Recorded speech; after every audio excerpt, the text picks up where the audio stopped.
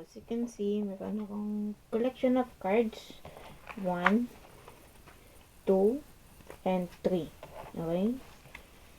So, kung hindi nyo pa kilala, I'm PNG and isang content creator sa FB and sa YT. So, wala pang TikTok, okay?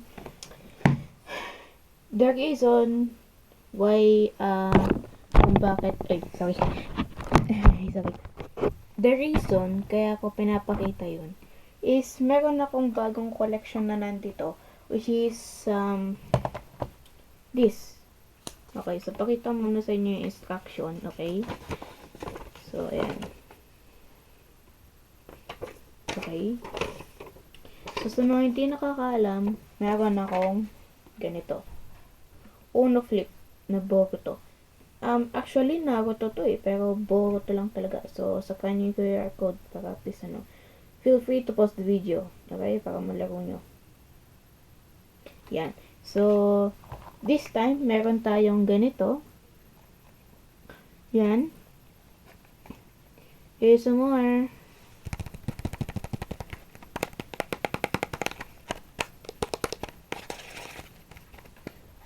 Open. Ngayon, ito yung loob niya. Alright, so actually, nagamit na namin yun. And ito siya. So, ito yung mga wild side. Okay, wild side. And ito yung mga mild side. Okay? So, sa mga alam niyan, please check it in the comments. Tsaka, yun lang. So, as kung nakikita nyo, meron akong Uno Express, which is another collection of my Uno. Ito siya. Okay? And wala siyang wild side. Okay? So, Uno Flip kasi yung isa. So, check nyo naman yung difference between dito, no?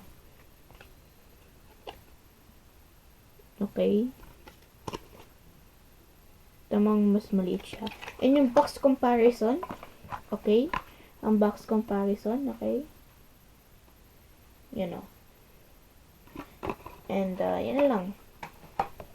And, meron rin akong minion cards. Di ba, ang dami kong collection ng cards, okay?